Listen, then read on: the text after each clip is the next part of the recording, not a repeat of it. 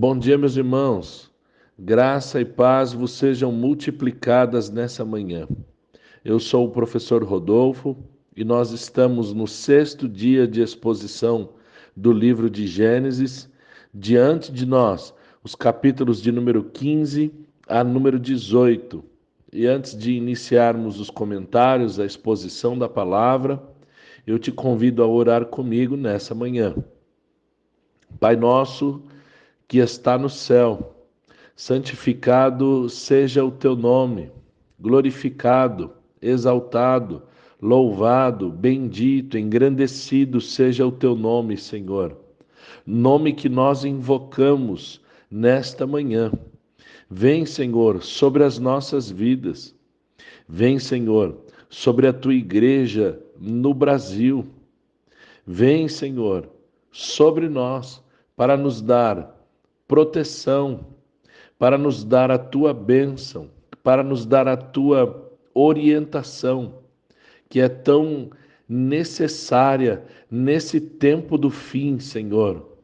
As coisas estão cada vez mais apertadas para a tua igreja, não só aqui, mas em todo o mundo. Nós precisamos de uma proteção especial do Senhor. Nós precisamos da tua bênção. Nós precisamos do poder e do vigor do teu Espírito Santo. Tua igreja precisa ser revestida no poder do teu Espírito Santo, equipada, ó Pai, com os dons espirituais, equipada com ferramentas, com habilidades, com talentos para expor a tua palavra com ousadia e intrepidez, Senhor. Ó Deus, nos ajuda. Senhor, nos ajuda a compreendermos a tua palavra, a compreendermos de maneira que a tua palavra nos transforme, de maneira que nós, transformados em nova criatura, em novidade de vida, tenhamos, ó Deus, o desejo de comunicar essa bênção, de comunicar o milagre da salvação, de comunicar a ação do teu Espírito Santo em nós, comunicar para outras pessoas, comunicar as verdades do teu evangelho para que outras pessoas sejam alcançadas, salvas, renovadas, revividas, ó Pai, pessoas que estão mortas em seus delitos, que podem ser avivadas, revivadas, voltarem à vida através da tua palavra,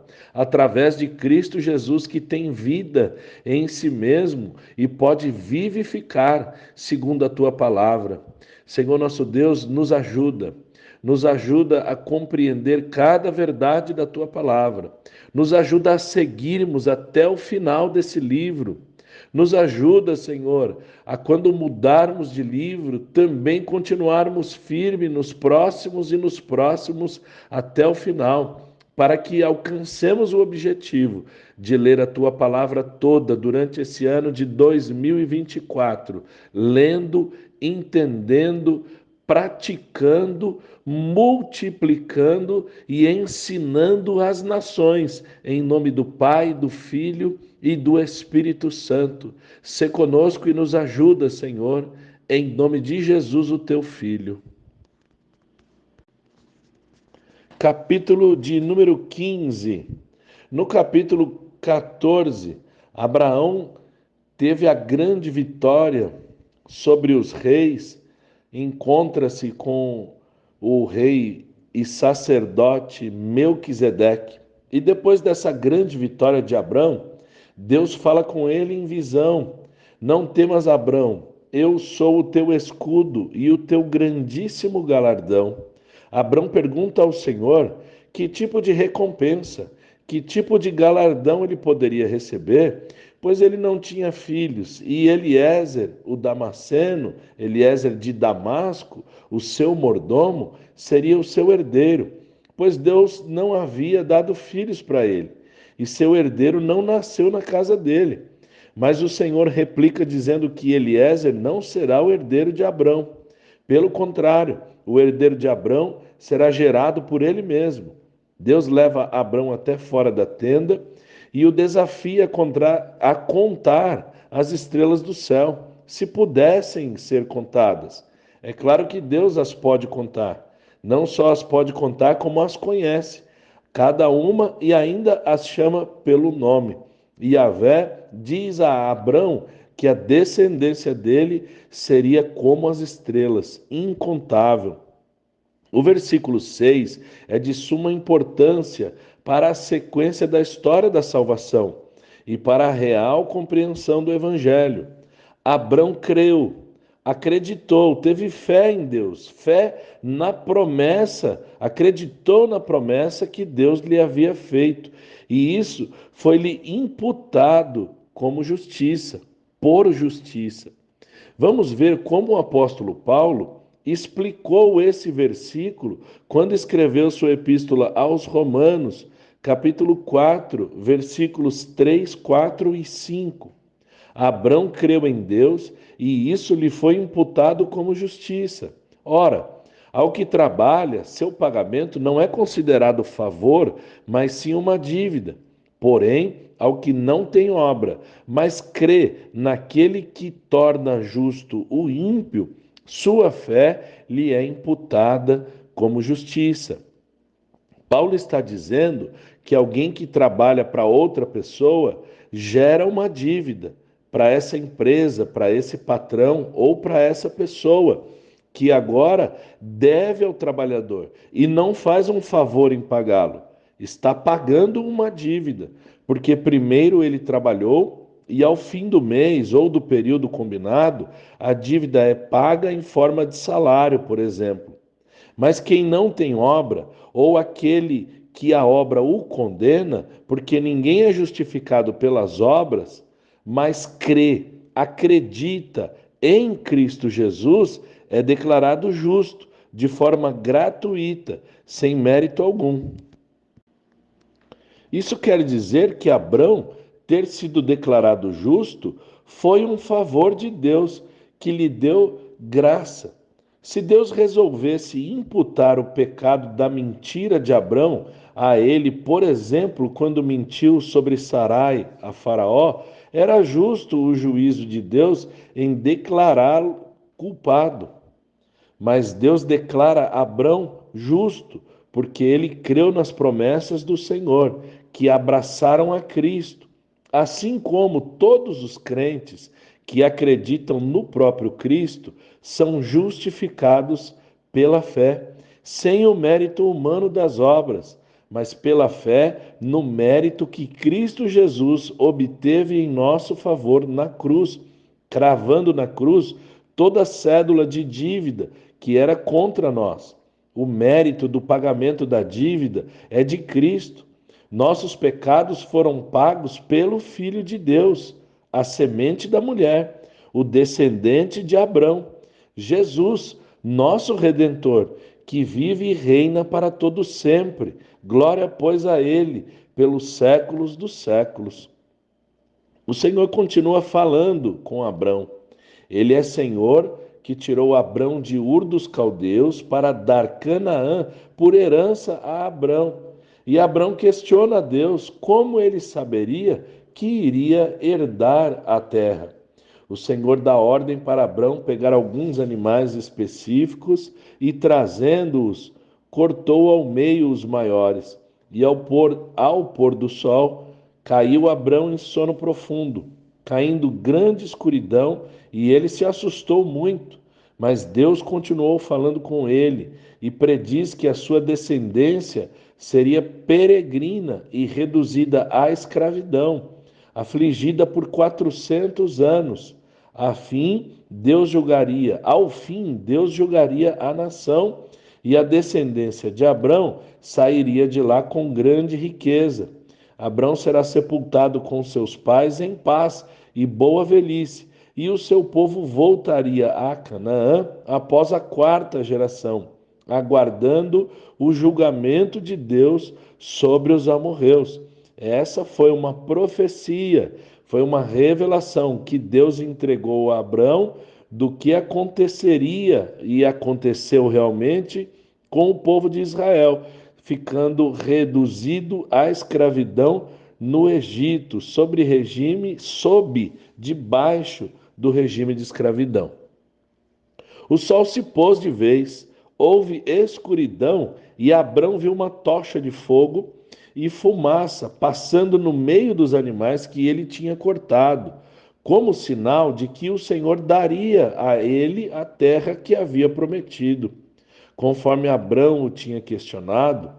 E Deus faz uma aliança com Abrão, dizendo que a terra de Canaã tinha sido dada para a descendência de Abrão, desde o rio do Egito até o rio Eufrates, e as terras onde habitavam os quedezeus, os cadmoneus, os heteus, os perizeus, os refaíns, os amorreus e os cananeus, também os girgazeus e os jebuseus.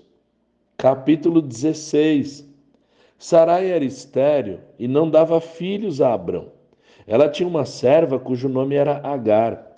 E sugere a Abrão ter um filho com a sua serva, achando que essa seria uma maneira dela ter filhos através da sua serva Agar. Abrão fez conforme Sarai falou, e Agar teve um filho de Abrão. Agar concebeu de Abrão, e a serva passa a desprezar sua senhora Sarai. Com raiva, Sarai ainda procura discussão com Abrão, tentando jogar sobre ele a culpa que era mesmo dela, e ainda invoca o nome do Senhor para julgar entre eles. Abrão responde que Agar estava nas mãos de Sarai, que a humilhou, e Agar fugiu da sua presença. O anjo do Senhor achou a Agar junto a um poço no deserto e perguntou de onde ela vinha e para onde ela ia. Agar disse que estava fugindo de Sarai, e o anjo ordena que ela volte e se sujeite a Sarai. Promete multiplicar a descendência de Agar de forma que não se poderá contar. Dará à luz a Ismael, porque o Senhor ouviu a aflição de Agar. Ismael será homem feroz, sua mão contra todos e todos contra ele. E Ismael habitará diante dos seus irmãos. Então Agar chamou o Senhor de El-Roi, o Deus que me vê, pois disse: nesse lugar eu olhei para aquele que me vê, e por isso o poço se chama Beer-Lahai-Roi, poço daquele que vive e me vê. Agar deu à luz a um filho de Abrão, que tinha 86 anos. Abrão tinha 86 anos e deu o nome ao filho de Ismael. Também é importante notar que aqui a Bíblia diz que o anjo do Senhor achou Agar. O anjo deu ordem para que ela volte. O anjo promete multiplicar a descendência de Agar. Quando nós lemos na Bíblia o anjo do Senhor, é uma classe especial de anjo.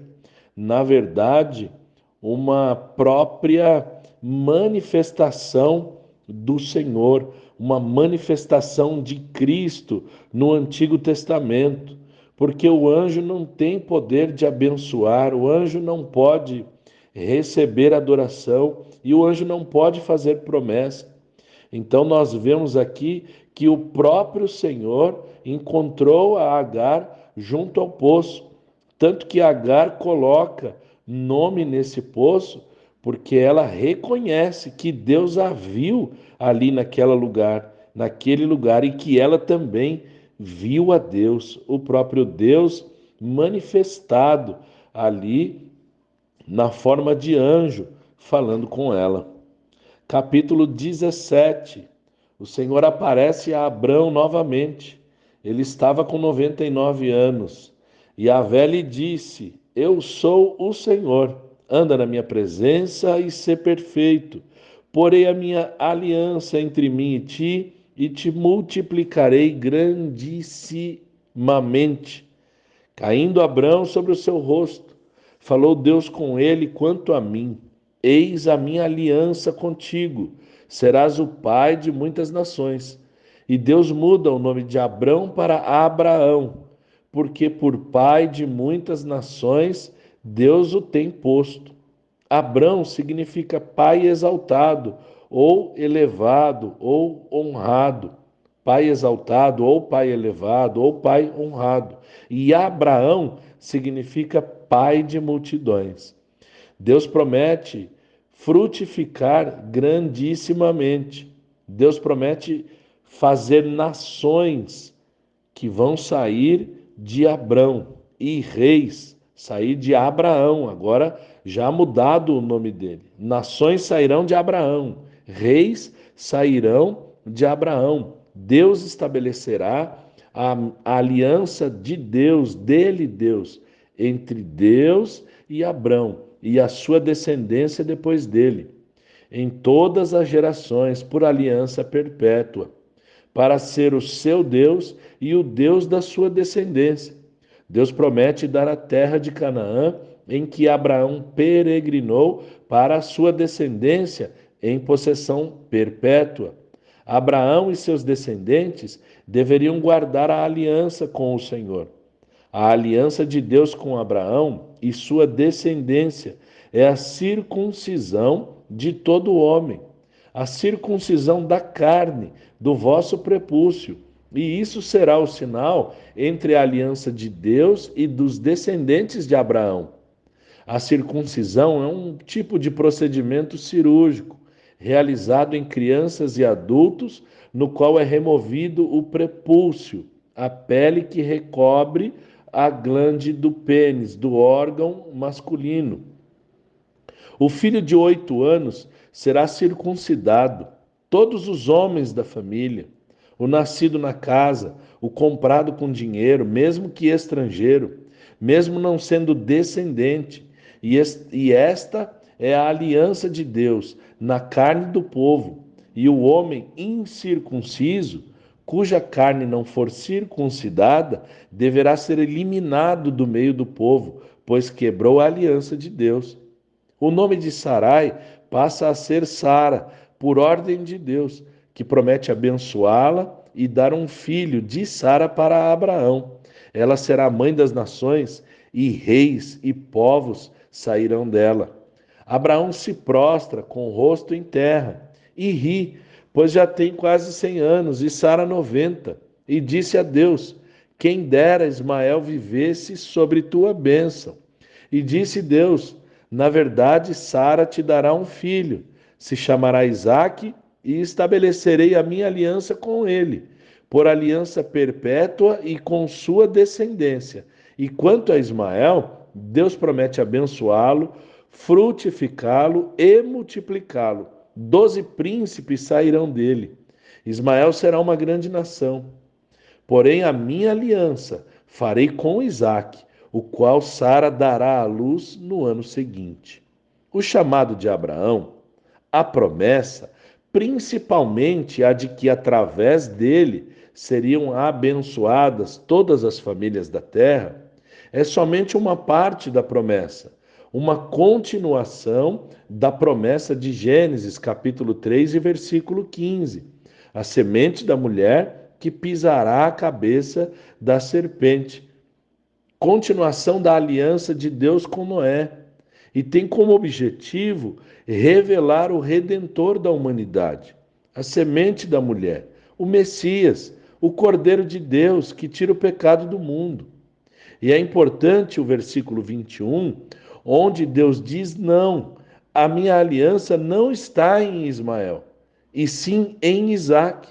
E no decorrer da história, nós vamos ver muitos descendentes de Abraão, a exemplo de Ismael, de Esaú e de muitos outros, em que na carne ou na aparência externa são descendentes de Abraão, circuncidados.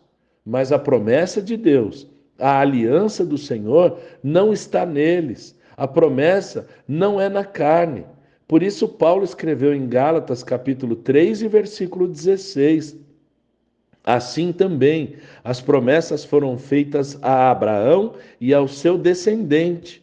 A Escritura não diz e aos seus descendentes, como se falasse de muitos, mas ao seu descendente, dando a entender que se trata de um só, isto é, Cristo. As alianças que Deus vai fazendo com seus servos desde o princípio. A primeira aliança com Adão, depois Sete, Noé, Sem, Éber, Abraão, Isaque, Jacó, que depois passa a se chamar Israel. Cada aliança tem a sua importância e teve também as suas falhas por parte dos homens, não de Deus. Mas nenhuma dessas alianças foi definitiva ou eram por si só a finalidade de Deus. O plano da redenção aponta para Cristo e foi escrito por Deus na fundação do mundo. Cada aliança que Deus vai fazendo é provisória e vai apontando para Cristo. Note que Deus chama a aliança com Abraão de perpétua, com Noé até quando a terra existir. Mas a nova aliança no sangue de Cristo é chamada de eterna aliança. Retomando o relato bíblico, Abraão circunda-se a si mesmo, a Ismael e toda a sua casa. Ele tinha 99 anos, Ismael tinha 13 anos. Capítulo 18. O Senhor aparece a Abraão nos carvalhos de Mamre, e Abraão viu 3 homens diante dele. Correu e, inclinando-se diante deles, pediu que ficassem com ele, para que se lavassem os seus pés, para que descansassem um pouco debaixo da árvore e para que se lhe desse um bocado de pão. Abraão entra na tenda e pede para Sara preparar bolos, e pegou também um novilho para que um dos seus moços preparassem. Levou o novilho com manteiga e leite e os serviu. Eles comeram e perguntaram sobre Sara, dizendo que voltaria a falar com Abraão e Sara terá um filho. Sara estava escutando através da tenda e, sendo já velha e cessado o costume das mulheres, ela riu. Como ela engravidaria velha e como Abraão também teria vigor sendo avançado em idade. O Senhor questiona a Sara, que nega ter rido. Deus a repreende para que não minta. E ainda, Deus fala: haveria coisa alguma difícil ao Senhor? Deus diz que voltará no tempo determinado e Sara terá um filho. Os homens se levantam dali, olhando para o lado de Sodoma, e Abraão os acompanhava.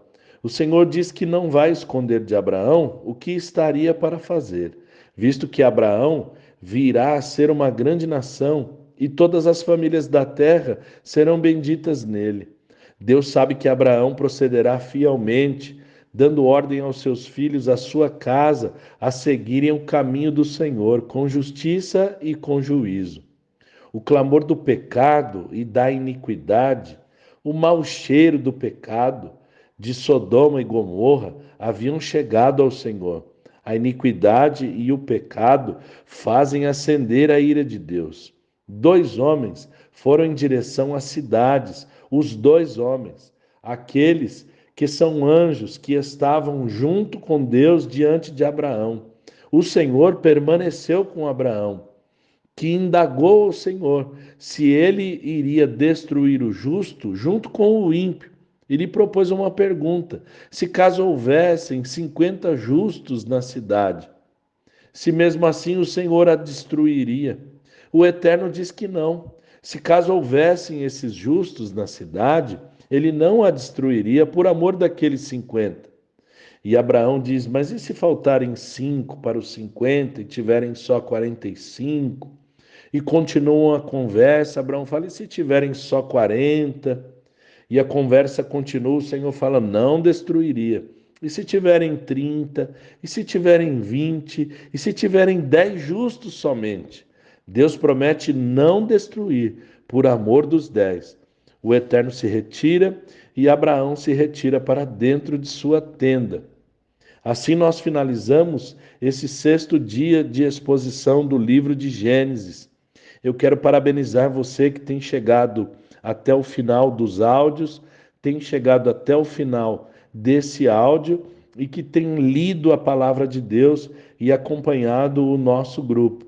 Que Deus abençoe a sua vida, a vida da sua família, com toda sorte de bênçãos, em nome do Senhor Jesus.